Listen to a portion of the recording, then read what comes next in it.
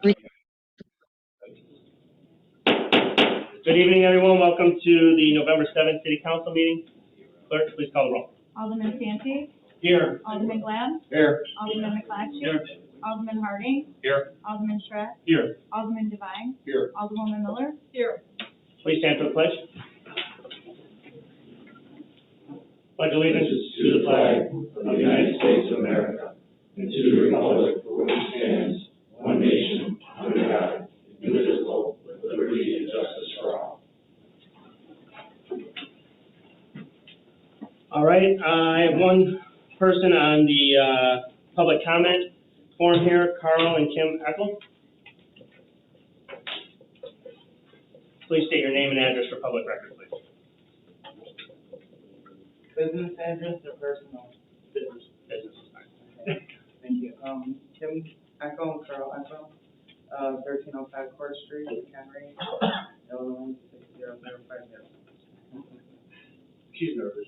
No, it's all right, it's all right. It's Go ahead. my first, sorry. It's all right. All right, Can you speak into the microphone, please? all right. Thank you very much.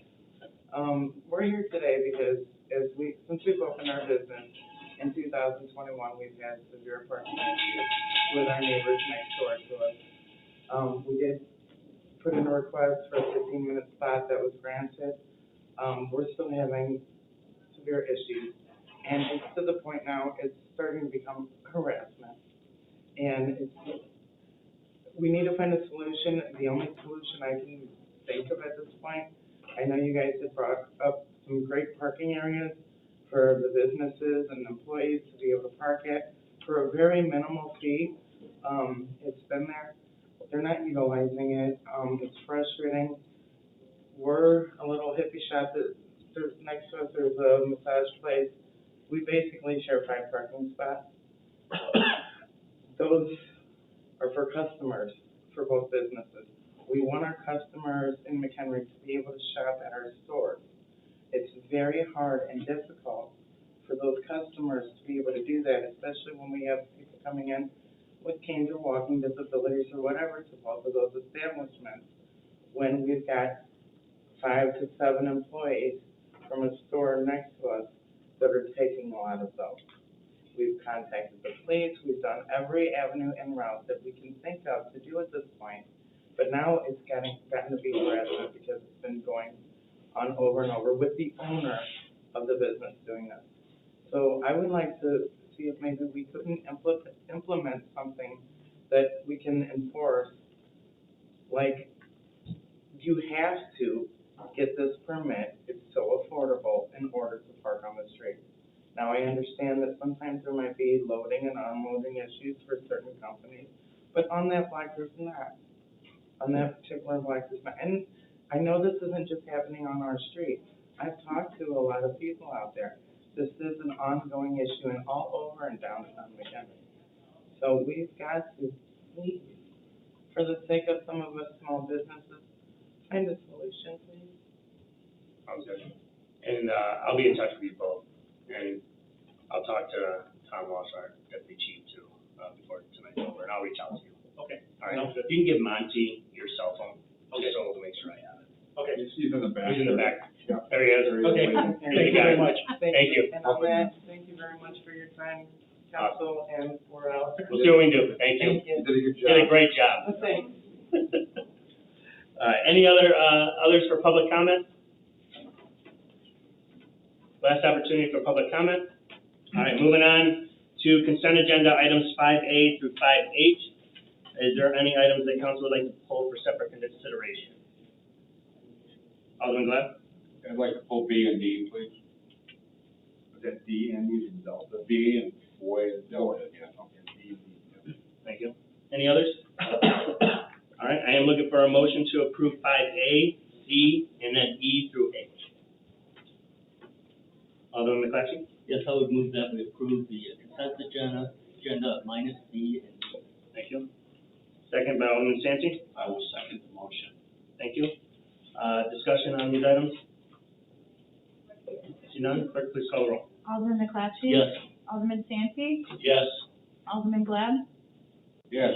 Alderman Harding? Yes. Alderman Stratt? Yes. Alderman Devine? Yes. Alderwoman Miller? Thank you, council. The item that was pulled by 5B is ordinance authorizing the mayor's execution of a revocable license and management agreement between the city of McHenry and McHenry Area Chamber of Commerce for the Riverwalk shops. Alderman Glad, go ahead. Yeah, I'm just looking at, as far as that agreement goes and, where the whole project is going, as far as what the costs to the city are. And I'm not just talking the development itself, but, I guess one of my biggest concerns is, how much more, well, not how much more, but how much property tax are we gonna wind up paying on this property? And do we need to do something as far as, re-subdividing the property so that the entire, property itself does not become, subject to property tax? Because being that right now, there is no property tax on any of that property because of the fact that it's, city-held property that is used, strictly for the public. Once we start using it as a revenue, it is susceptible to property taxes. And I don't think we've ever even thought about that or discussed that. And, with the rents that are being collected that will go to the chamber,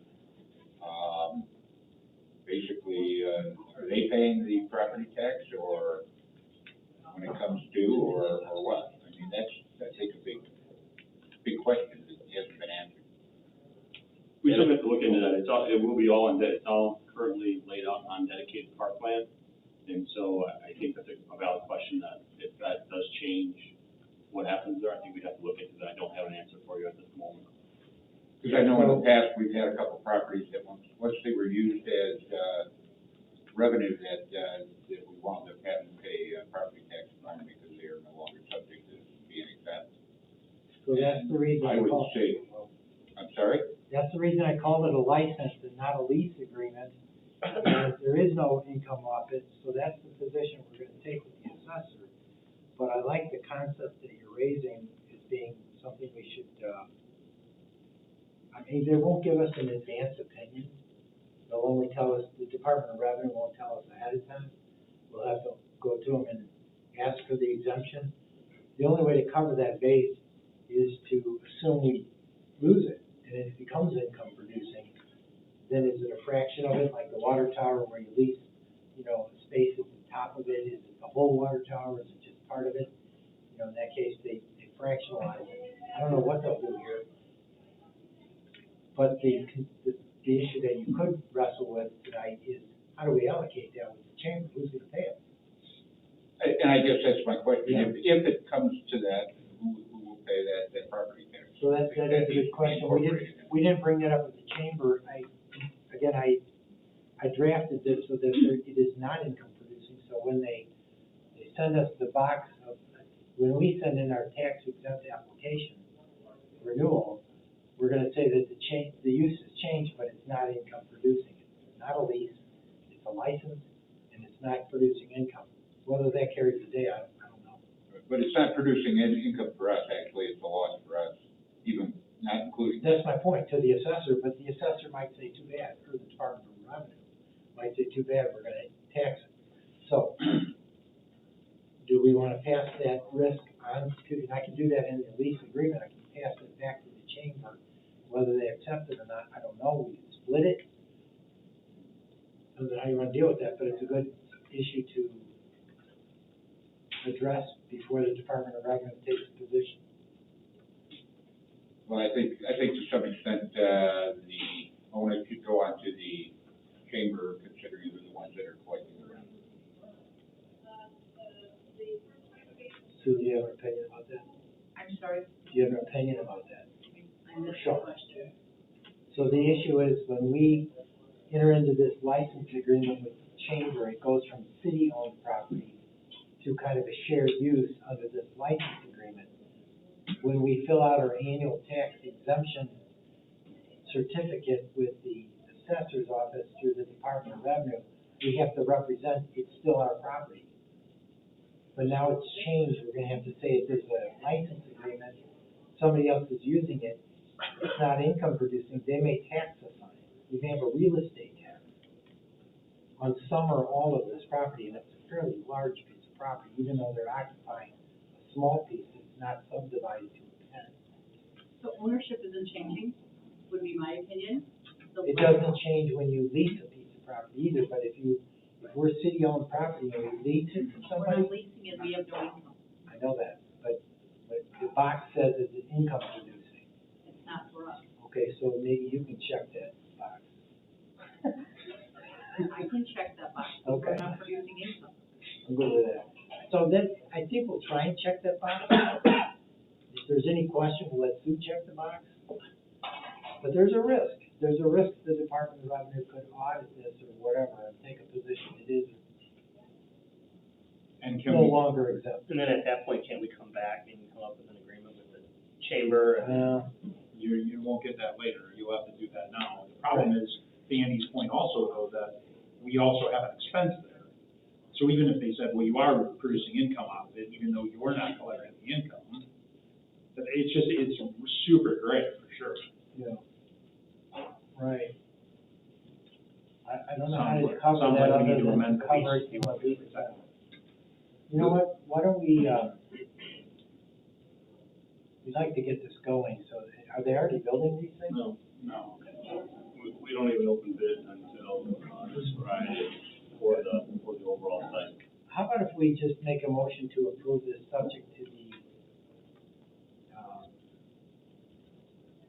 the mayor having the authority to deal with this tax issue? Because if the chamber balks at it, I mean, let's decide now, does the city council want to go forward if we can't reach an agreement with the chamber?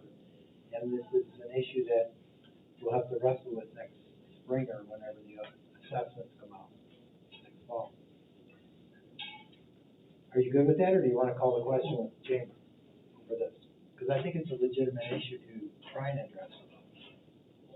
So why not put that option in there if it has to be through the mayor to, request Well, because request the chamber to I know, what if they say negotiate no? an option. What if they say no? If they say no, then we put it in a motion today that it has to come back to us. Oh, okay. and Start over again. I don't. Fine, it's approved subject to reaching an agreement with the Yeah. chamber.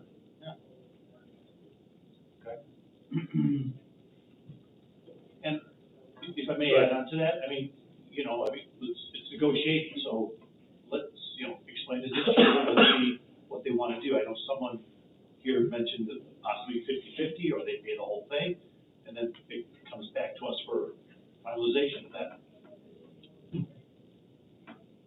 So it wouldn't be in effect. The things are getting built this winter, going into play spring of 2023. So the look back would be January of 2024, and wouldn't go into effect until 2025. So we'd be halfway through that lease already, or 3 years into that lease before the potential for a look back, a tax look back would happen.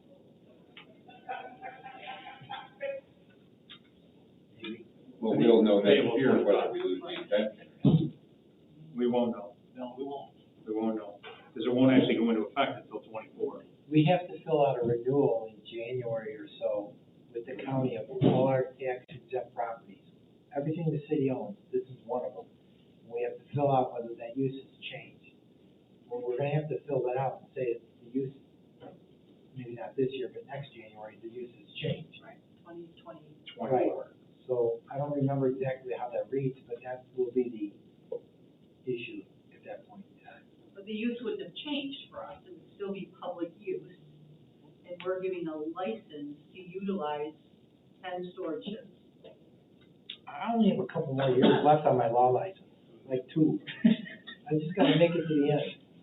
I just think, why don't we just see what the chamber says about this? I'd like to share the risk, if it's okay. So, I mean, can we well, table that's it? not true. Can we just table it till the next meeting? Do we have time to table this? Yeah, Let's table it till the next meeting. And if there's a cost to the city, as Alderman Glad pointed out, if there's a cost to the city, it comes back. If the chamber will bear the brunt of the risk, then I don't don't know why it needs to come back. If we authorize the mayor to approve it with no cost to the city, no additional revenue cost to the city, we're good. If it doesn't, and it's gonna incur a risk on the city's part, it comes back to council. Did you get that motion? That's a good motion. Motion is to authorize the mayor to sign the agreement if there's no risk to the city by way of expense. If there is a risk, it will come back at the next meeting. Okay. I'll watch that video tomorrow. Now, second, Someone looking for a second? Alderman Glad. good point. Any other comments regarding this item by council? Go ahead. Just for Bill, we'll still have to maintain all the property there. It's our people, it's our staff. Not the buildings themselves, the grounds. Everything around the building, the Yeah, park. the grounds are our responsibility, but not the buildings. The Not the buildings are the buildings. chamber's responsibility. Thank you, thank you. Open up for public comment regarding this item. See none? Clerk, please call the roll. Alderman Strack, Yes. Alderman Glad, Yes. Alderman Santee, Yes. Alderman McClatchy, Yes. Alderman Harding, Yeah. Alderman Devine, Yes. Alderwoman Miller, Yes. Thank you, council. Next item on the agenda was pulled by Alderman Glad, is ordinance amending fiscal year 22-23 budget in the amount of $85,000 for the Advanced Real Estate Management LLC sales tax incentive agreement. Alderman Glad? Yeah, I just wanted to vote on it separately. I just don't feel that, I wanted to pay this out, as early as we're requesting that. Thank you. I am looking for a motion to approve 5G as presented. Alderman Strack? Make that motion. Thank you. Second? Alderman Miller? I'll second. Thank you. Discussion on this item by council. See none? Open up for public comment regarding this item. See none? Clerk, please call the roll. Alderman Strack, Yes. Alderwoman Miller, Yes. Alderman Devine, Yes. Alderman Harding, Yes. Alderman McClatchy, Yes. Alderman Glad, Alderman Santee, Yes. Thank you, council. Next item on the agenda is individual action item 6A, Economic Incentive Agreement for 1325 Riverside Drive Incorporated, DBA Whiskey Diablo. The motion to approve an economic incentive agreement between the city of McHenry and 1325 Riverside Drive. Once again, DBA Whiskey Diablo located at 1325 Riverside Drive in the amount not to exceed $45,000. Steph? No. You want to present it? Yeah, sure. Thanks, Mayor. The purpose of the agenda item is for council to consider the approval of a sales tax rebate economic incentive agreement between the city and 1325 Riverside Drive, doing business as Whiskey Diablo, and an amount not to exceed $45,000 for the installation of a required fire suppression sprinkler system. Mr. Hart, the business owner, and Mr. Bykowski, the property owner, are in attendance. If there's any questions, all the details supporting this request are provided in the supplement. Thank you. Thank you. At this time, I'm looking for a motion to approve 6A as presented. Alderman Miller? I'll make that motion to approve 6A as presented. Thank you. To provide an economic incentive agreement. Thank you. Second? Alderman McClatchy? I'll second that. Thank you. I'll open up for discussion by city council. Alderman Santee, go ahead. Yeah, bullet point number 4, it states, at the address, it's within the TIF district, and my concern there is that, or just for record, the TIF now, if I may ask Administrator Morefield or Bill, TIF now has how much time left in? Expires in 2025. Okay, and as of today, we're looking. As of today, we are in conversation with Senator Wilcox in his office. The preparations have already begun to have that bill, once again, attempt to have that placed on the omnibus bill coming up in the next legislative session, which starts in January through the end of April. We do have letters of support from the 2 school districts, the fire district and the library district. We met with the county last week, the county board. With the Finance and Audit Committee, they had basically unanimously passed that along to the full board to be placed on a consent agenda, essentially. They were in support of our request for a letter of support. We also meet with the township, McHenry Township, this week for an additional letter, all bolstering our case. However, from what we were told last year, again, it became somewhat of a political item, and so ours was not placed on that list last year. So We are, again, keep our fingers crossed, but we're doing all of our dotting our i's and crossing our t's to make sure that, we do what we need to do to get that extended. And if the item does stay on for the state, it'll be presented sometime between January and April of next year? Correct. Okay, that's all I have, thank you. Alderman Clark. Thank you, Mayor. How long is that gonna be extended for? Were you looking for 5? 12 years. 12 years? 12 years unless city council deems that we have met the goals that we needed to meet. We can end it sooner than that. It's always our ability to end that. But the extension we've asked for, based on the slate of things that we'd like to get done, including streetscape, the rule walk, other public improvements that are within the TIF district, substantial improvements that we think, will need every year of that 12 years. You can only get this to clarification, you can only ask for a one-time 12-year, there's nothing beyond that 12-year extension. It's Thank you. a one-time 12-year. Any other questions, comments by council? Alderman Glab. It's just the fact that, I like seeing progress, even though I hate giving away, basically city monies, out to the private businesses. It is a good way to develop, economically, however, I think, in the future, I'd like to see us be a little more selective of what type of businesses, we're bringing in and paying out, as far as money. Any other questions or comments? Open up for public input. Is there any one from the public that'd like to make a public comment regarding this item? See none? All right, clerk, please call the roll. Alderwoman Miller, Yes. Alderman McClatchy. Yes. Alderman Santi, Yes. Alderman Glad, Yes? Alderman Harding, Yes. Alderman Stratt, Yes. Alderman Devine. Yes. Thank you, council. Next item on the agenda is 6B, video gaming license for 1401 Riverside Drive. I'm looking for a motion to grant a video gaming license to the courthouse located at 1401 Riverside Drive.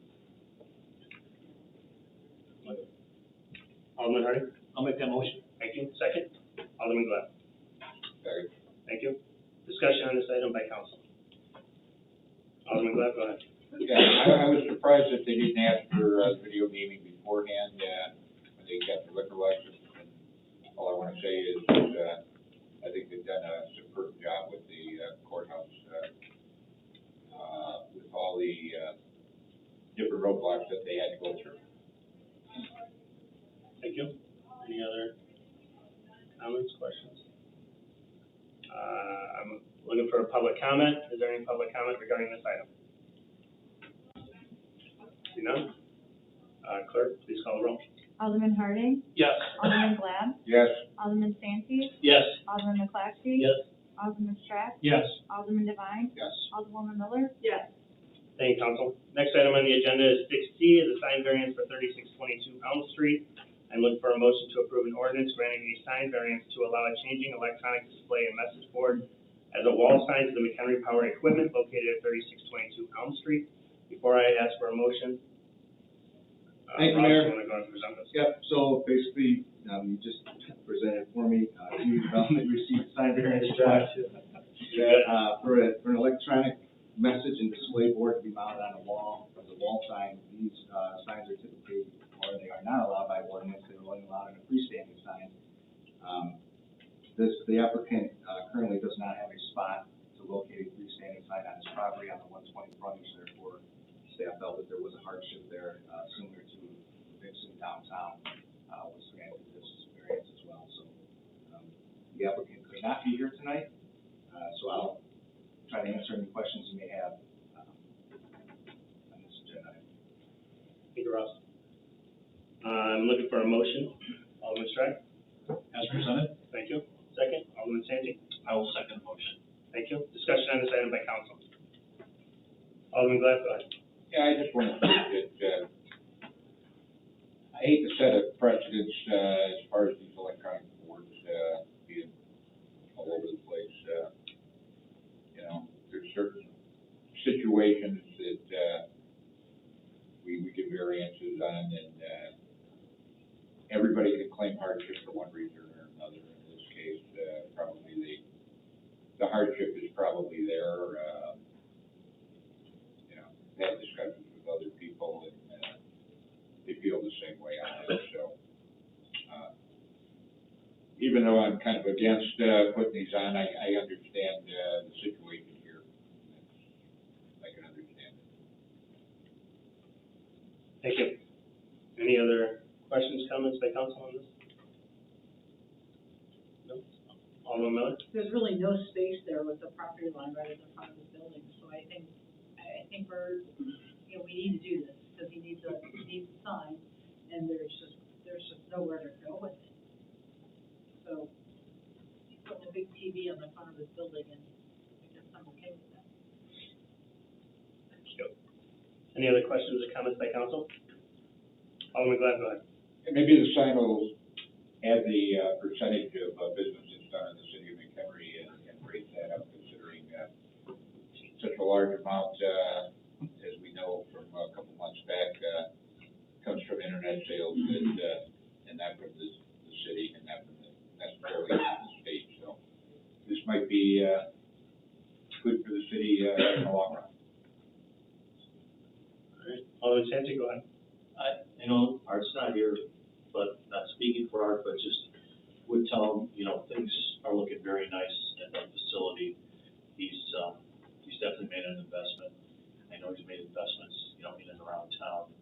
And, you know, I just wish him well, and, hopefully that sign will develop more business. Any other questions, comments by council? Is there anyone from the public that'd like to make a public comment regarding this item? Seeing none? Clerk, please call roll. Alderman Stratt, Yes. Alderman Santi, Yes. Alderman Glad, Yes. Alderman McClatchy, Yes. Alderman Harding, Yes. Alderman Devine, Yes. Alderwoman Miller, Yes. Thank you, council. Next item on the agenda is 6D, is a zoning variance and use variation for 2902 West Elm Street.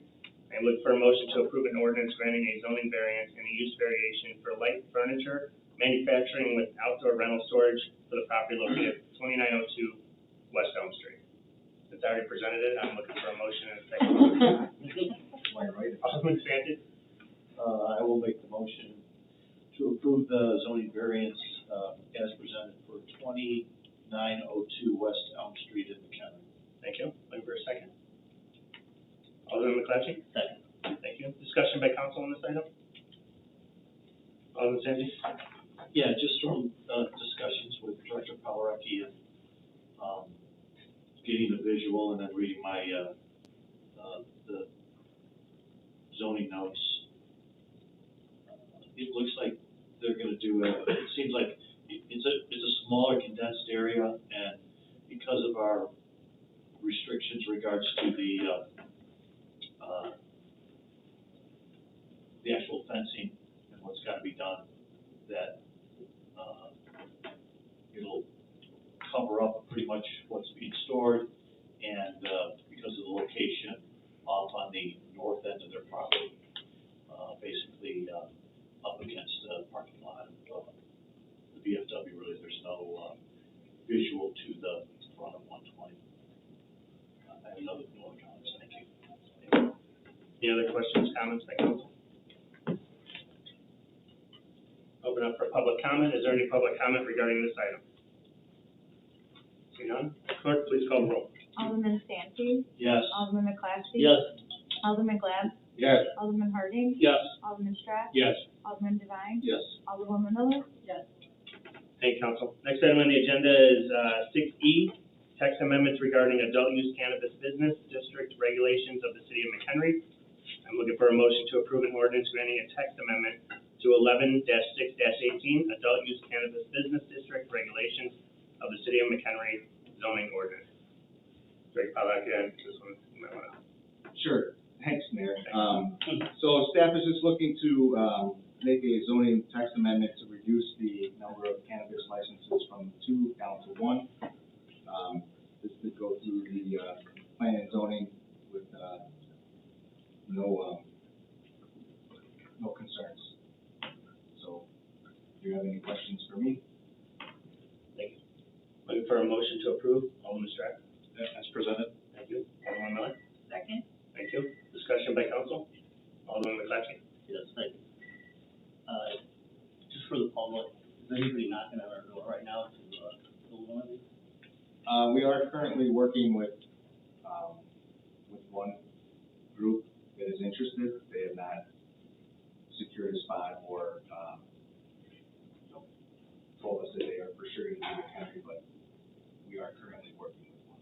Do you think lowering this? Yes, I think that's the idea of it, is how to secure, one of these businesses. Any other questions, comments? To my knowledge, other than, I don't know, the city of Chicago, does anybody have more than one, license, adult use cannabis license? Currently in operation, no. I believe Crystal Lake has 2 approved locations, but they don't have licenses.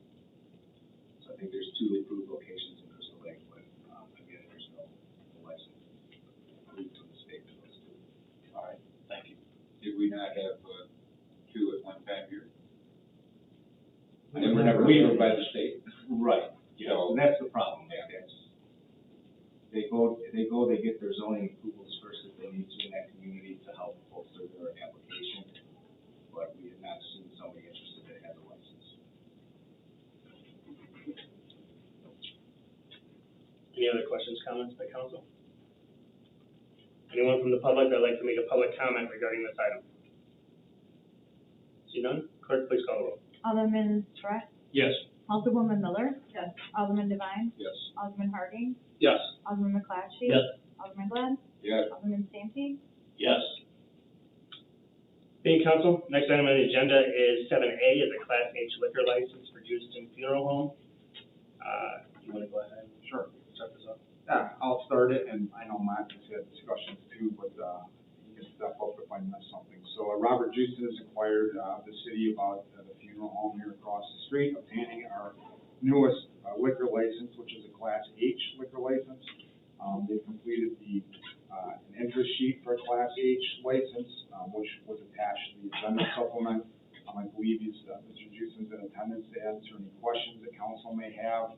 And, again, as council may recall, this license, the Class H, was adopted 2 meetings ago, maybe 2 or 3 at the most meetings ago, to address, kind of non-traditional, tavern, full-service bar, restaurant type businesses. The specific business that applied in that case was the axe throwing business out by Stella's. And, again, once this license was established, Houston expressed an interest, and we suggested that they come here to have that discussion before council. So. Thank you. Is anyone here representing Houston Funeral Home? Yes, sir. Alright, so we have someone here that's gonna be representing Houston Funeral Home. Any questions by council, this is the time. And he can hopefully answer any of those questions. So. I was gonna, did you want to have something to say, or do you want to wait? I better you wait a little bit. Yeah, that's fine. I'm sorry, I totally blocked out. So, alright. Tonight is just discussion. Just discussion, yeah. So anyone have any questions, concerns? Alderman Miller, go ahead. Do you wanna come on up to the podium for us? Absolutely. Thanks. You state your name and address for public record, please. Sure, my name's Eric Cook, 3700 West Charles J. Miller Road. Unfortunately, Mr. Robert Justin cannot be here tonight. He's not feeling well, so I'm here to fill in for him. So if you do have any questions, comments, or concerns, I'll do my best. Thank you. So I guess my question comes from the application. Obviously, it shares that we're looking to have a celebration of life instead of just a traditional memorial, thank you.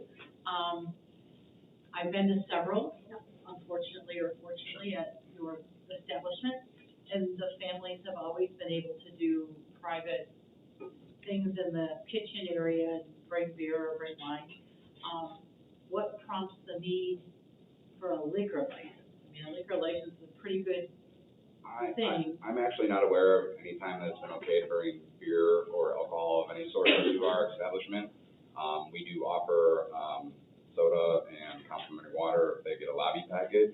Also coffee. They're allowed to bring in snacks as long as they're like sealed packages and stuff like that.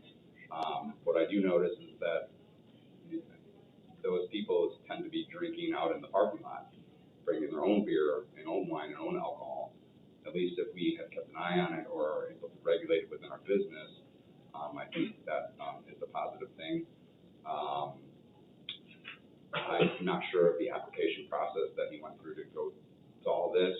I'm just kind of the medium as far as I have experience in the bar and restaurant industry. I'm FAST certified. I think it would actually be a more positive thing in the sense of regulating the drinking before people go on the road, from drinking from the parking lot and then going doing their things. I also think that it might even be less detrimental because we don't offer spirits or shots. We're limited to beer and wine. I don't think it's going to be a thing that would be abused. I look at it as more of you're there having a memorial for your family member. I don't think the mission is for the family to sit there and get hammered while they're celebrating their loved one. So I think it's just it needs to be another avenue of revenue, another option for the funeral home. There has been the case in the last 30 days where we had 4 families opt out of even using our lobby because we did not offer alcohol beverages. That doesn't seem to be the case with everybody, but it's nice to have options as a business to do such things, as well as this might promote business within the community too, working hand in hand with the other restaurants and bars in the area, offer catered food, appetizers, things of that nature. So just to expand my understanding of the need, so we have a need. We had 4 families just recently that said, I'm gonna go somewhere else because you don't offer an alcoholic beverage. But once you're granted a liquor license, are you gonna expand into anything else? Or is this really just intended to take care of your existing customer base? Yeah, well, that's up for debate. I'm not sure if I'm in on all that information. You know, I think Rob has been trying to expand the business as far as like investing into equipment within the business, trying to get a zoning around Lake to build off of his existing property. I feel like this is just an extension of him trying to grow the business as a whole, and just have another avenue to do that. Is there a need for it? I mean, I don't know if there's a need for it in that sense, but it's always nice to have options to try to grow and expand your business. And as far as growing and expanding the business is concerned, you know, even discuss maybe it being like an event center, where you can actually have like a celebration of life kind of party. I don't know if you've been in our establishment. We actually had a new like water wall installed, and like our chapel is divided up into multiple areas where you can section off to make the party as big or small as you want. The idea of like putting in some like high top tables there where people just kind of stand and chit chat. I don't know, it felt like a really good idea. And you know, I told them whatever I could do to make that happen. How many funeral homes in Illinois have liquor licenses? Do you have any guess? I do not know. I happen to work right up the road at Option Scrap House for multiple years, so I know that the Polish place that's right up the road from that has a liquor license or beer and wine license. So I know it's not like an uncommon thing, or at least I'm aware of another place having that. I'm not sure how many are in the state of Illinois or in the immediate area that offer those services. Any other questions, Tim? Alderman Santi, go ahead. Yeah. Eric, the room, I'm talking about the McHenry facility, the room to the far, what would that be, the east end of the building, that lobby area? Yes, sir. What you call, you know, like The lounge. The lounge area that's there for use from the family that's, you know, having their celebration at the wake or what have you. To your, I can only ask you, but to your knowledge, over the years that you've been there, have any families catered in food along with some type of alcoholic beverages into that room? I'm personally not aware. Okay. Yeah. I I don't think so. I really don't. Although I'm not there for all these, I don't help set them up. If that did happen, I really can't contest to that one way or the other. I've seen them bring in packaged food from, Yeah. Subway or places like that. I know with the whole COVID thing, people weren't allowed to bring in their own food, so I Sure. know everything had to be like a sealed package deal. And I guess another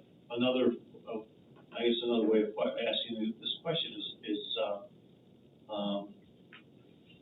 my family wants to use the funeral home. And I go through the paperwork and I sit down with Rob or whomever or yourself, and I bring up the element of bringing wine into that room.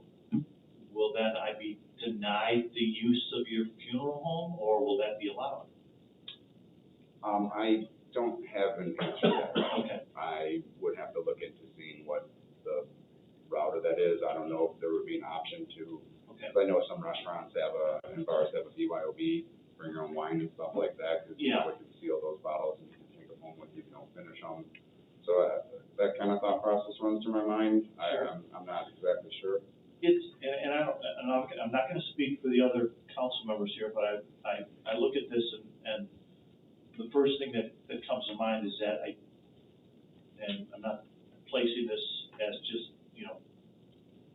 your funeral home, but, maybe other facilities around the area that possibly had those beverages back in that lobby area, alcoholic beverages. So, I believe through, that I've seen that from time to time, and I don't want to, put you in a corner on that. Sure. It's just that I think I've seen something like that prior, and I believe it would open up a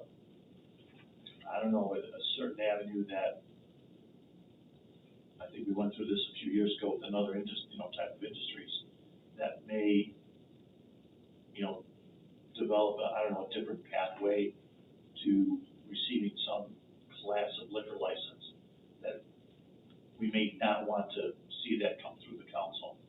And like I said, I'm just speaking for myself, but kind of looking at that as, and the phrase is a can of worms, I don't know if that brings up a concern that might be, might develop into other potential funeral homes, and maybe, some other, business, types of business out there.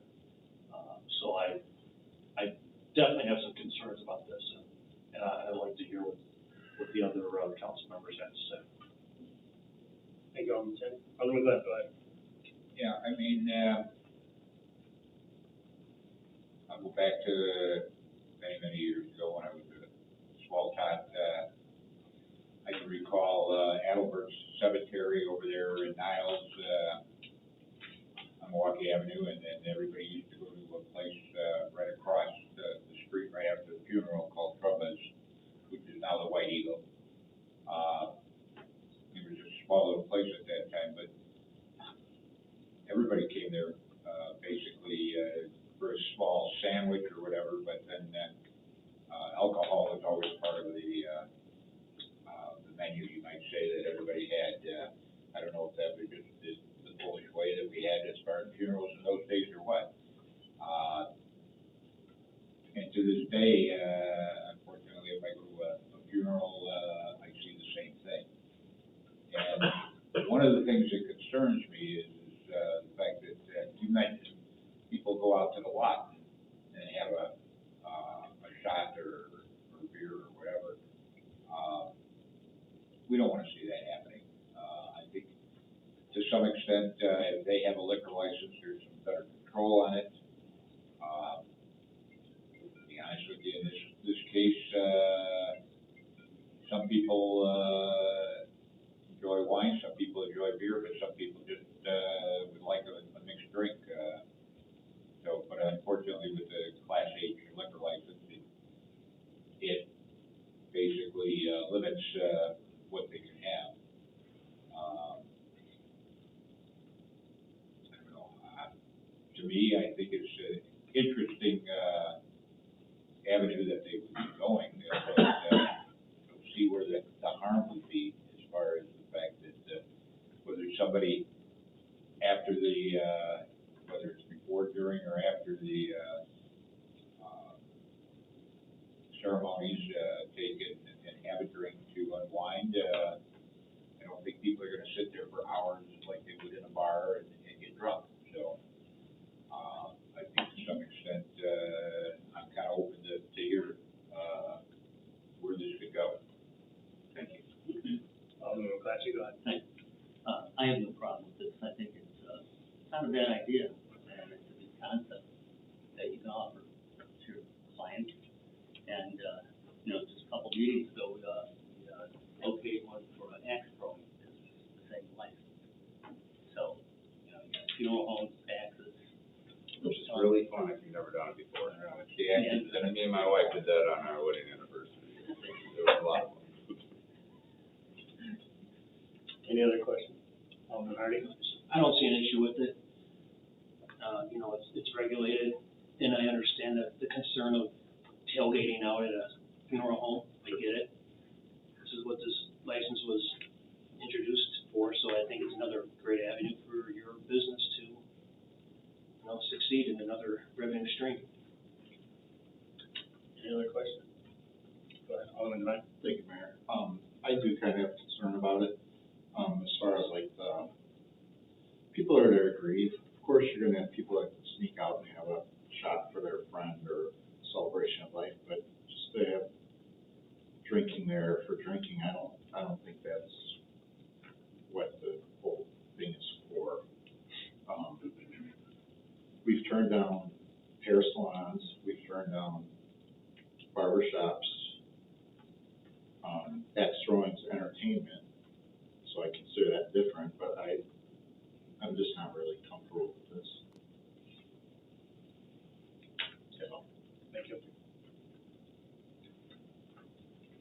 Alderman Strack? I think the concept is fine. I'm not sure I'm comfortable with the license choice. I think if we're gonna go down this road, it would be a much more limited realm. I'm just not comfortable with a full-out liquor license, 8 to whatever the hours are. They would have a very wide open opportunity for that, and I think that changes the dynamic if the dynamic is to do something else with it. So I think I'm open to seeing a different style of license maybe to fit that purview. I just don't know that the Class H works for me. And this would have to be a totally new, Yeah, H wouldn't work for it. something designed for it, maybe. I'd be much more open to that conversation. Okay. Alderman Miller? That was my concern as well. I just don't think this is the right fit. I mean, I understand the need, but. Well, I don't know, I thought this was just for a beer and wine license. I don't know about any spirits or hard alcohol. Yeah, this would be just beer and wine only. I'm talking about the hours of operation, the availability that comes with this particular license is just a little bit. So we can put restrictions. Not just applying to us, but the general. Overall, what this Okay, I understand, okay. Yeah, so we would put those restrictions on. Sure. That makes sense. Yeah, okay. I would wanna see it fine-tuned. What are the concerns? Is it the restriction of hours? Is that a lot of people's concern, is the hours? One thing, not the hours, it has to be regulated to the actual function that's happening there. It's for the celebration of life, it's for the funeral, it's for the wake, period. Because with a time frame that opens up, and look, I'm not suggesting this is gonna happen, but this could be a potential banquet hall for private parties. I think that's, and one other thing, excuse me, Clive, just for your comment. Do we have a BYOB license? Yep. Okay, and I don't wanna start throwing this into another realm, but I think, There's no revenue on that side, and I think that's. Pardon me? There would be no revenue Okay, to the funeral. I get it, home with that. okay, I get If it, that's what they're looking for, is Sure. revenue. okay, thank you, that's all I have. I'll go ahead, Alderman Glab, and then I'll go to Deputy Chief. Question I had, is how long do your services normally last? They vary on, it's optional how long you wanna have it, tend to be 2 to 4 hours, seem to be the average. An average of 4 hours. Yeah, 2 to 4 hours per service. And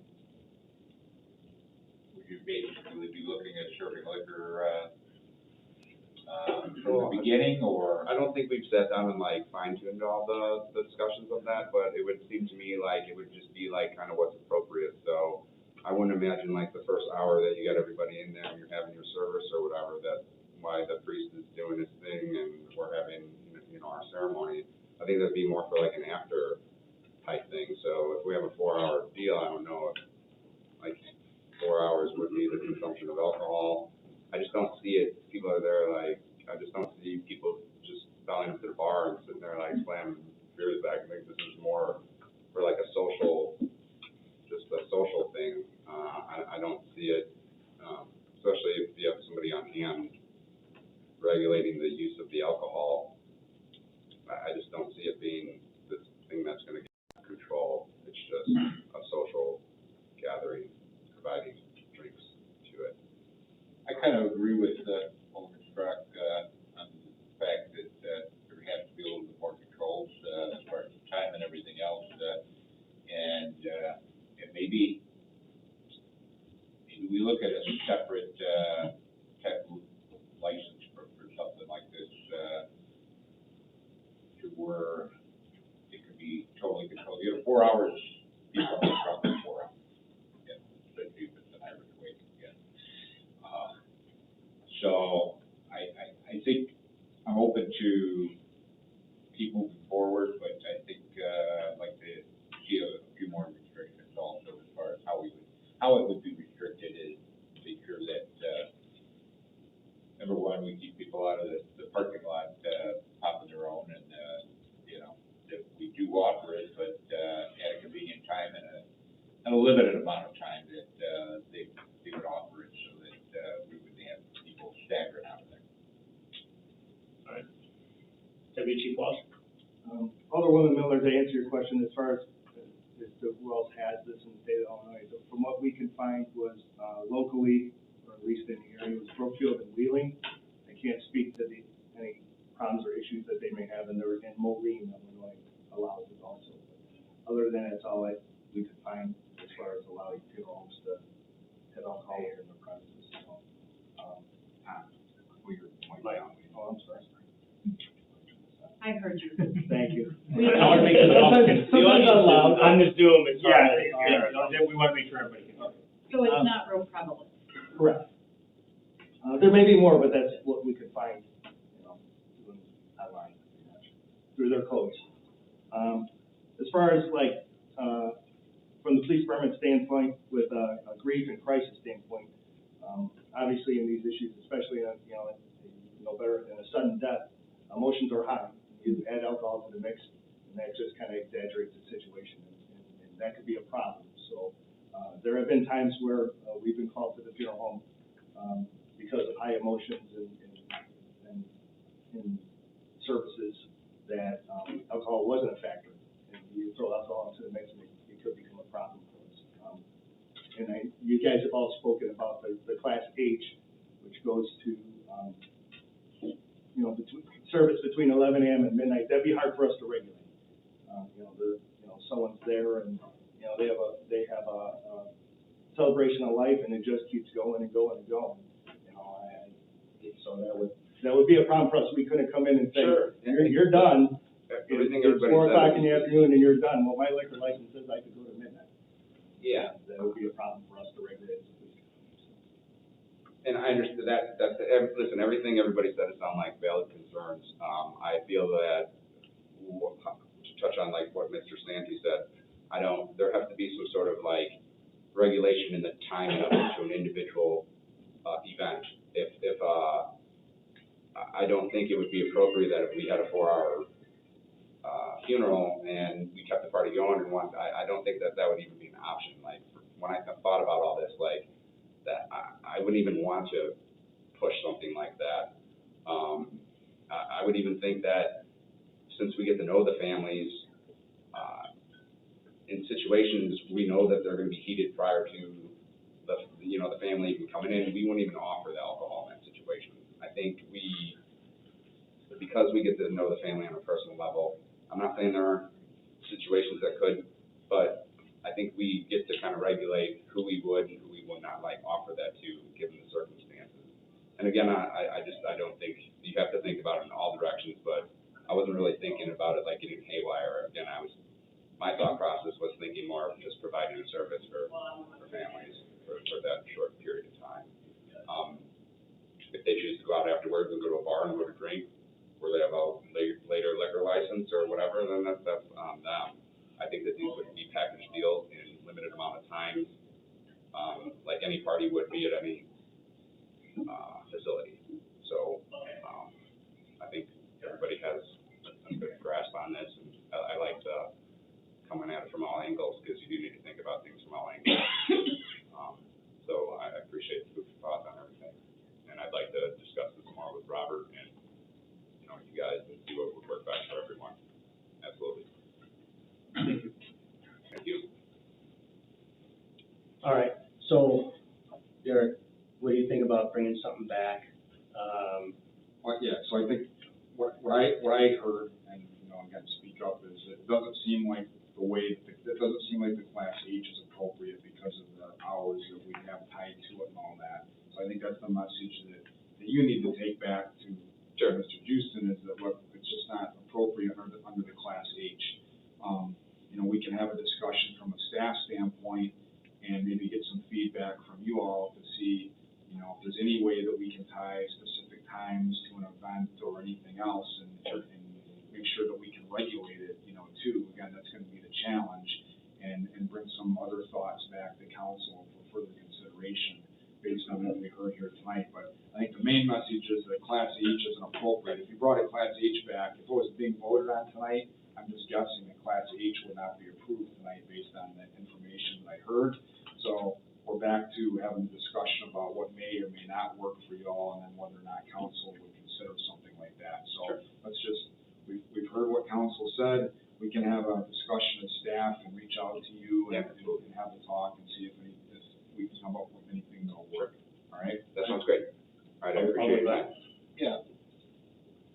Possibly what we're looking at that, Derek, that we look at maybe the fact that they apply to the liquor commissioner, after they get a specific license that we specifically designed for this. And then every time that they have an event where people will request alcohol, that they have to request it from the city, and then it goes to Almost like a special event liquor license. Yeah, but basically we'd have to come to council every time, because we would approve the original license, but the way it would be written, then it would just go to the liquor commission for approval, and then we would have the times and everything else done there. And make sure that, of course, that, it's not abused as far as time and everything else. Okay. All right. Awesome. Thank you very much. Appreciate it. Everyone. Appreciate it. Thank you, Eric. Thank you, Eric. All right, the next discussion item is 7B, is the 2023 road resurfacing program. Director Strange. Thank you, Mayor. So at a previous council meeting this fall, I'm sure it was the most recent meeting before that, the request was made for us to update brief council on where we're at with our preparations for the 2022 program. As you all recall, we presented a preliminary program in May of this year, so we started doing some of the advanced work, pre-stage work, concrete work, subcontractor work, to try and strip all that out of the resurfacing contract to maximize efficiencies on the resurfacing portion of the contract. So this supplement's broken up into essentially three sections. Follow along with me. The 22 program final expenditures, if you all recall, our beginning budget number for the 22 program was $4.3 million. Final cost came in just shy of 3.4, which will allow us to carry over the remainder into next year's program.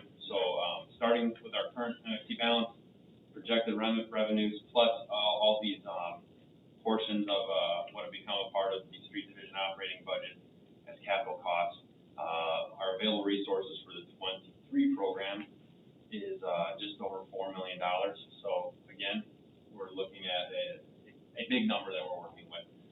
real progress, and to repeat it is good.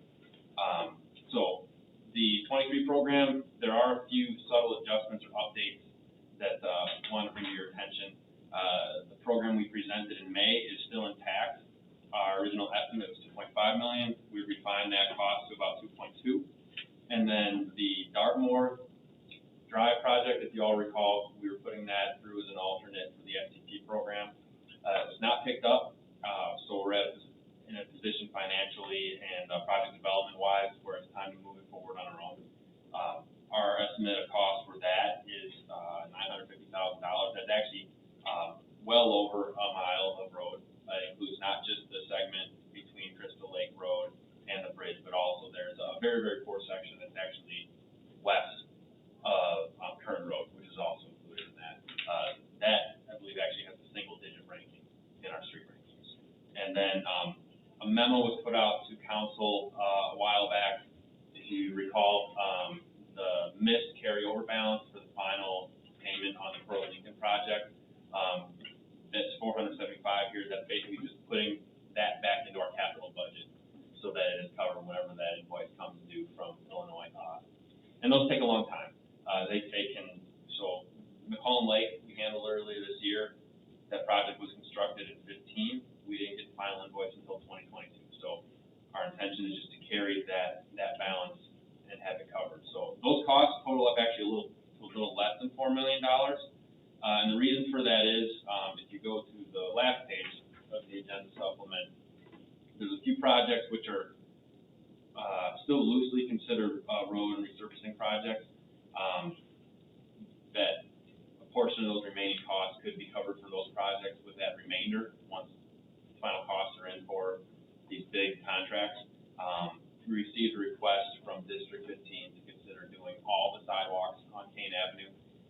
They have very, very wide sidewalks in front of those schools, so we would be looking at a cost share with them. We'd be recommending that as a general fund capital project, but I just want to put it in front of you guys for consideration for next year's capital budgeting. Venice Avenue is in design right now, and the treatment for Venice Avenue is that we're looking at for design to accommodate pedestrian access, framed with curbs. It's well in excess of a typical resurfacing project, so we're looking at treating that differently funding-wise from our regular resurfacing projects. And then the Green Street FTP local match, again, that project is in excess of what we typically do treatment-wise for our regular resurfacing. So those three projects, we could potentially put some of our remaining funding towards those, or we could also be looking at a general fund capital expense for those. So circling back to the second page, at some point early this year, or early 23, we'll probably be looking for authorization to go out for public bidding for the original recommended 23 program plus the Dartmoor project. I apologize, it's a bit of a mouthful, but it's a long evening, so I wanted to be efficient. Thank you, Troy, appreciate it. Any questions for Troy? All of that? Yeah, how bad are the sidewalks over on Kane that they have to be redone? I would say the majority of them have web or alligator cracking in them. I'm sorry, have what? Like the web cracking, fiber cracking.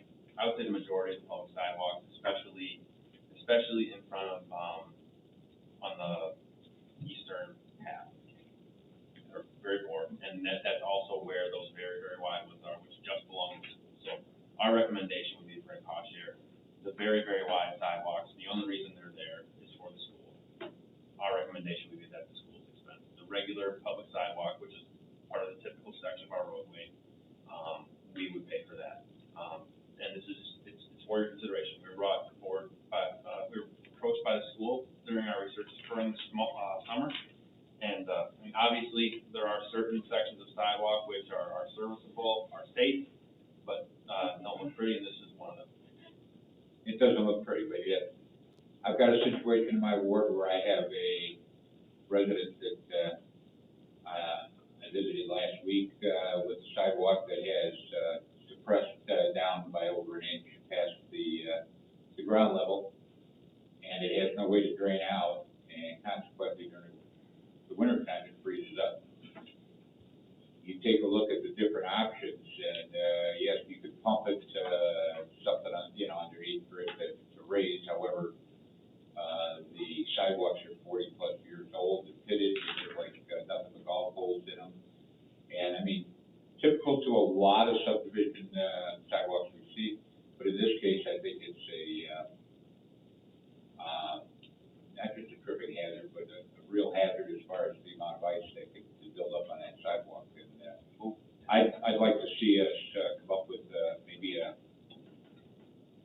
some kind of a concrete, program, where we can take care of situations like this, and unfortunately, he gets stuck behind the 8 ball, because he's only got X amount of dollars. And we can fund or not fund this project. We were dealing with the school district, coordinating our project together this summer. They requested that we bring this before you for your consideration, and that's what we're doing. Right, and like I say, I'm not trying to put him behind the 8 ball, you know, he's stuck with the budget. Maybe we just need to look at, that we have that budget, I'm sure every alderman here that has sidewalks in their ward probably, have situations that they'd like to get remedied, and, maybe we just need to bring them back, and discuss them one day, you know, before the budget's approved for the following year. Alderman McClatchy?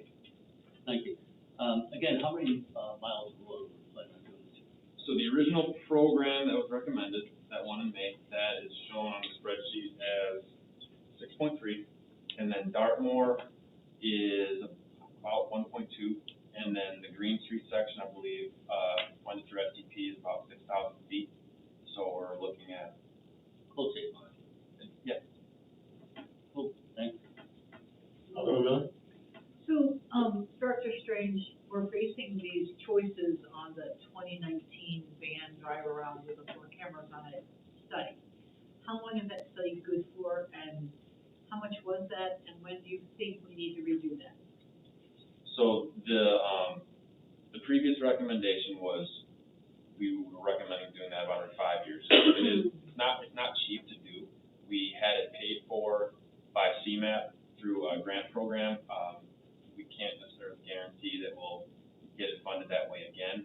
So, paying the cost of, you know, doing it say every year, every 2 years, given that the data, especially on the bottom end, probably won't change that much.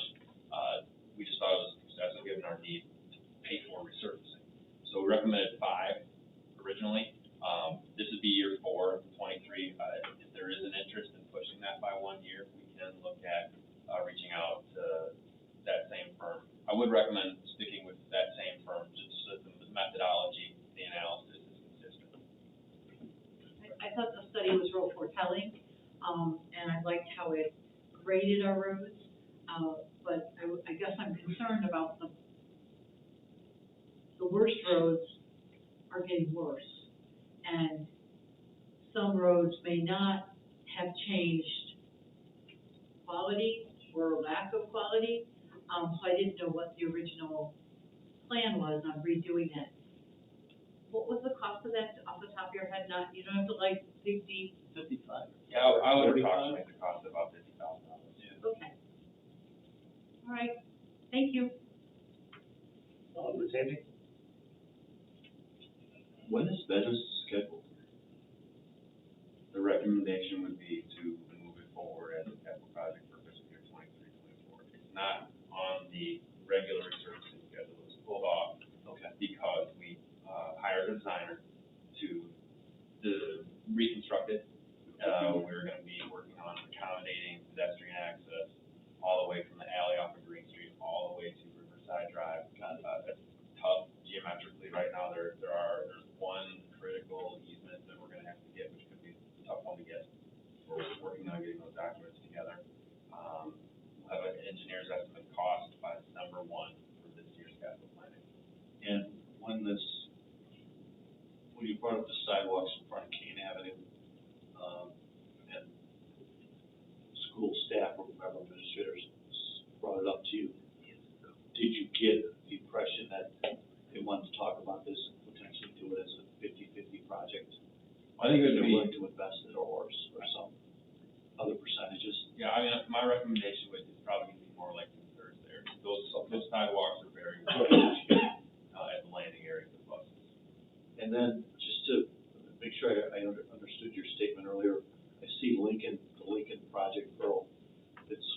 75, and that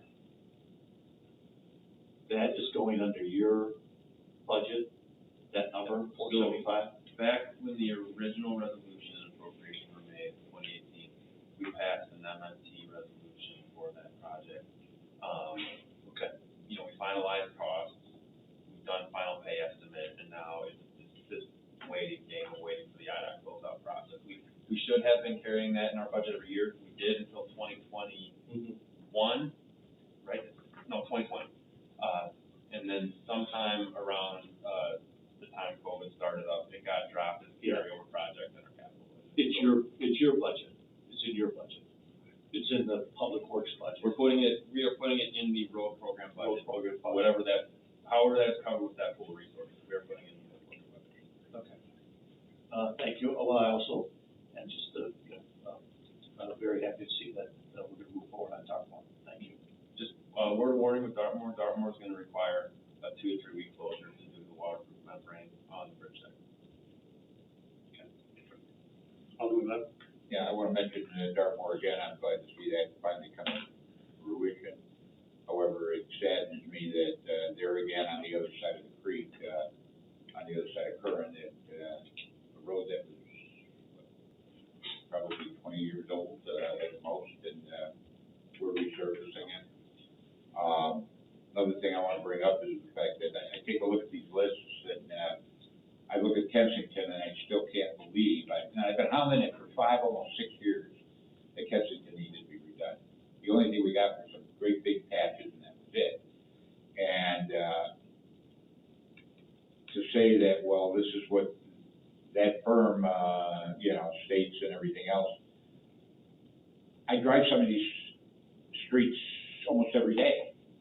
And I can tell you that when I come home, I don't use Kensington any longer. I go all the way around. If I'm coming from the south, I gotta go all the way out to Royal and then come down Oakwood there because of the fact that it's twice as far, but it's that much more comfortable to drive because Kensington is in that bad shape.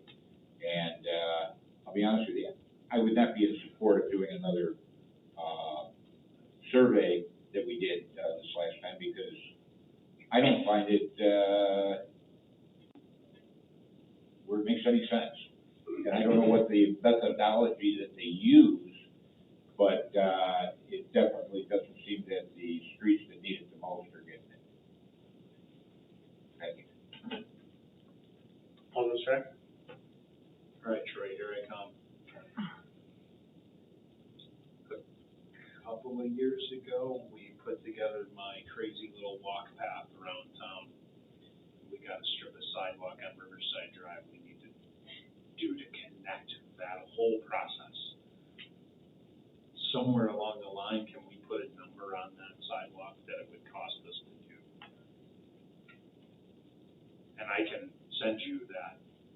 Doug and I worked fairly hard on this 4-mile walk path that really, all we need is a connector on Riverside Drive. We have a really nice path that connects with the Prairie Path and all the way through town. And it'd be really great, but we have a strip of, I think it's a couple hundred feet on Riverside Drive that we need to address, and there's an elevation change there, so it's an issue. So I'd love to relive that, because council did approve that to get done, and then it's kind of, again, COVID put it to the wayside, I'm sure, and I'd love to see if we can at least put a number on it so we know what it looks like, the budget for it. We can do that. I guess just the recommendation would be, in addition to putting a number on it, put it as a placeholder in our CIP, really defining how we want to fund it, how we want to decide to pay for it, and then once we have that direction, we'll march. Perfect. Thank you. Alderman Miller? So in that vein, you've taught us well that it costs $400,000 to do a mile of road. How much does it cost to do a foot of sidewalk? So that With project, not like elevation changes and design work, just how much does the sidewalk cost? so just the raw per square foot install price for sidewalk is roughly $10 a square foot. That project, there is more to it than that, because as you well know, with the cross section at that location, it's not out of the question that we may have to go to some sort of a section of closed drainage system or something like that. And those are the things that really compound the cost. good drainage, you've got existing ditches or good runoff, you can, very efficiently and very quickly put in simple sections of sidewalk installs. But once you're affecting drainage, once you're considering roadway offsets, it gets more complex. And depending on the funding source, it gets even another layer of complexity more. And on that note, that stretch that needs the sidewalk will be a project. It's not a simple fix. There's a curve. Curvature, significant elevation change, no current gutter system for water. There's a lot of work that will need to be engineered to get that done. So it won't be an inexpensive project. And I totally understand that for sure. Yeah, that's been talked about forever, and it's still sitting, so yeah, I agree with you. We need to do something. I guess for my own clarification, so to maximize the production on the maintenance resurfacing, we really focused on the maintenance aspect of it, of caring for what we have. I would, and we kind of talked about that concept with the community investment plan as well. I would consider this more of a new asset, an expansion of our existing assets. So would the direction be to pay for that out of this current pool of resources that we've defined, or would it be to pay for it out of more, like a general fund capital expenditure? It's fine either way. We just need to know.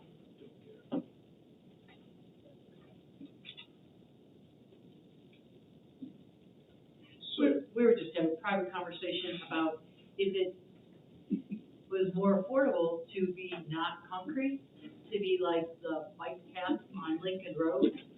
The point is, we just want a pedestrian space that's not on the roadway.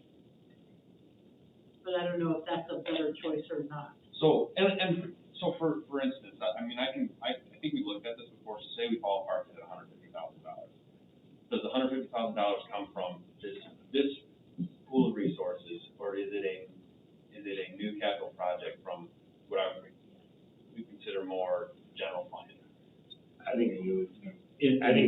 In my opinion, it's coming as soon as possible out of whatever money you're gonna use it from. Carolyn, It'll be new, it's a new project. I'd say a new project out of the general fund. Capital. But Troy's probably not far off on 150. Which is horrible. Just, Troy, because I can't find it on my own, could you make available to us that 2019 report again, and send it out in its totality? Because I know they have a list of all the roads and how they're graded, and what does PCI stand for? Pavement Condition Index. Pavement Condition Index. Terminology from the Army Corps of Engineers. Perfect. If you could just make that accessible to us or to me, I would love to reread it. Have fun. Thank you for allowing me to throw my 2 cents on my sidewalk. Alderman Glab. Yeah, throw the third cent in, and that's the fact that, I think these discussions are good as far as for upward, different types of projects, and that's why, we should have had a committee all along, and if you're going to, when we got rid of the committees, we were gonna have, extra meetings as far as, committees of the whole, and this is, would be a type of topics as far as the roads, the sidewalks and everything else, that we have that type of a meeting. It's set up specifically to discuss nothing but, that way every alderman can bring up their concerns and whatnot, and analyze, let's say, the last, when we first got the road, ratings and everything else. We could have discussed that at that time, and every alderman could have their comments about why the roads are where they are. Let's face it, not necessarily just our roads, but any roads that we use throughout the city. We have questions about, and that's why we need to have those type of meetings at least once or twice a year. Thank you. My last comment is, thank you, Troy. Obviously, obviously, we all expected you to spend $4+ million, and you got all the work done for less than that. So, in committed dollars. So thank you very much for all that you did and all of the oversight that you provided for the city, in getting us almost 10 miles of road done this year. Thank you. Yep, second that. All right, moving on to staff reports. Any other staff reports besides the email that went out? No? Okay. I do have one, actually. 1405 Riverside Drive, the demolition that'll start on Wednesday. It's a very nice family home.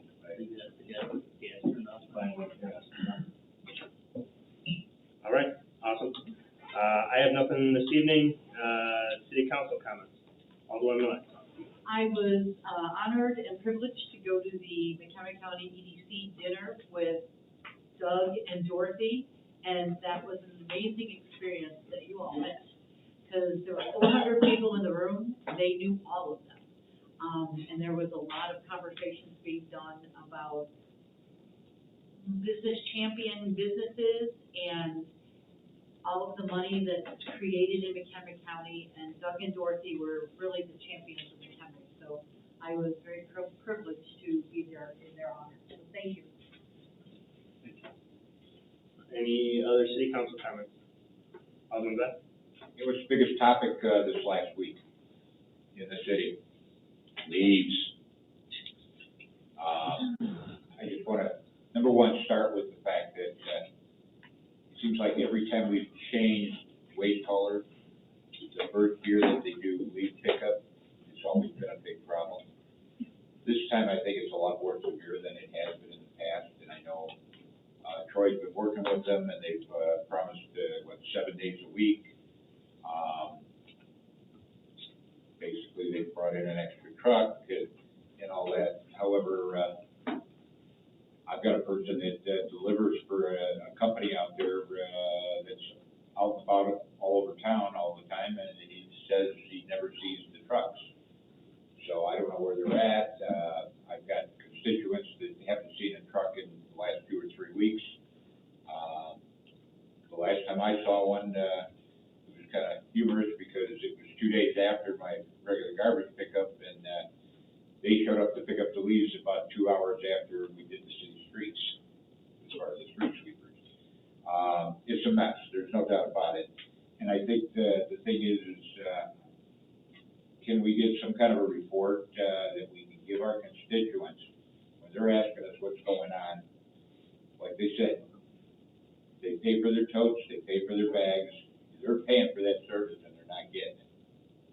And granted, there's circumstances that are holding things back. I'm sure Flood is trying to do their best. I would hope they're trying to do their best. But we need some answers to give our constituents. Rather than call City Hall and say that, well, and this is what I've been told, that some people have been told that the program's going away in the next 2 years, and we may have to just bag our leaves. You know, you take a look at the front of my house right now along the parkway, and it'd take about 40 to 45 bags to fill all the leaves that I've got there, maybe more. And that's just me. You know, granted, I've got a few more trees in my backyard than most people do, but still, it's a lot of leaves for anybody to have to deal with. So I'd just like to see that we could get some kind of information from Flood by area as far as when they're going to get there, and something we can tell our actual constituents, rather than call the city and give one, you know, different stories depending on who they talk to. Let them refer them to their alderman that will hopefully have the answer, you know, whatever it takes. But we need to get some answers from some of these people that have been sitting and waiting. Because I know what Saturday was like. Believe me, I was out there doing leaves, and it was amazing as I was getting them out to the parkway, how many went down the street. So, anyway, I just thought I'd bring that up, and if we can get some kind of a report, like I said, in a few days, you know, let's put Flood a little bit on the spot to get us some better information. I know when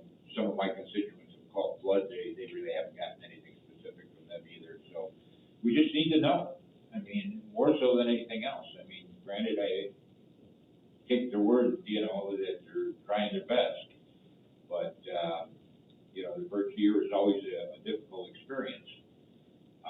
But yeah, let's really press them to get some hard facts as far as area by area, just so we have some idea.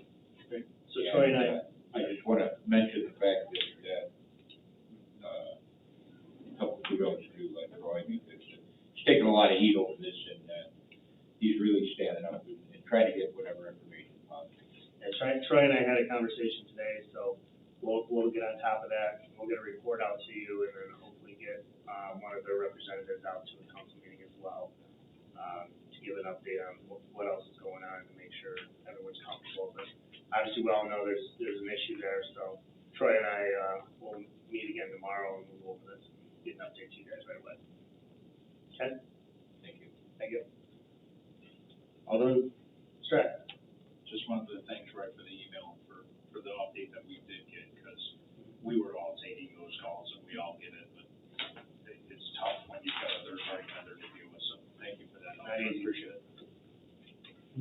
Thanks, Troy. As far as the leaves, Andy, and again, I get it, because I have 7 maple trees that dropped like in a day and a half. The yard waste guy suggested that I not leave them in the curb because they were blowing all around, and he would gladly take them in a yard waste tote. And I put 17 totes up in front of my house last week with leaves, and he took them gladly, and I was so appreciative. Otherwise, they go in my ditch, and then down to the neighbors they go, and we're literally cleaning them up twice. So it was a good solution for me, because they hadn't vacuumed my leaves. So I went out and actually talked to him, and he's like, yeah, stick them in whatever you want to stick them in, and I'll take them. I was like, thank you very much.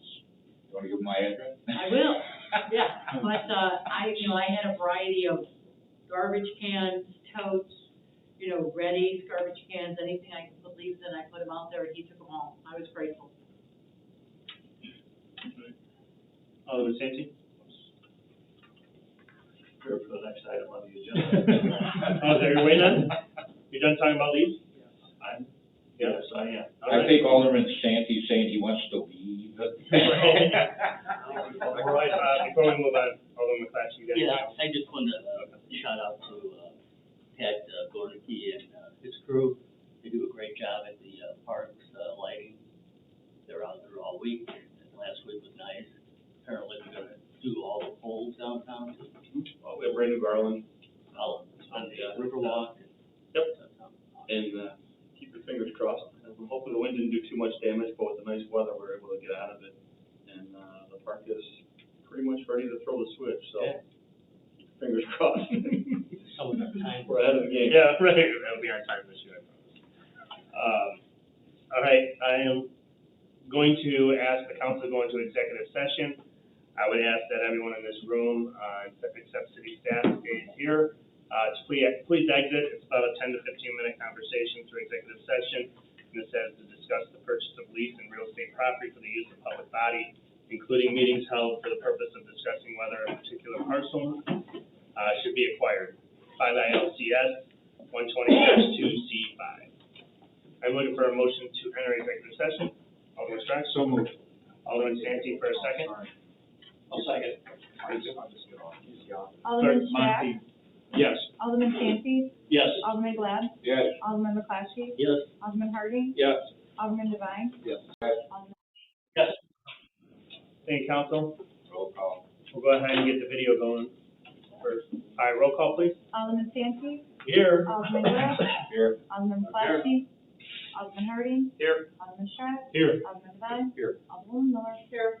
Thank you. I am looking for a motion to adjourn. Alderman Strack? Motion to adjourn. Alderman Santi? I will second. Clerk, please call the roll. Alderman Strack? Yes. Alderman Santi? Yes. Alderman Glad? Yes. Alderman McClatchy? Yes. Alderman Harding? Yes. Alderman Devine? Alderman Miller? Yes. Thank you, everyone. Have a good night.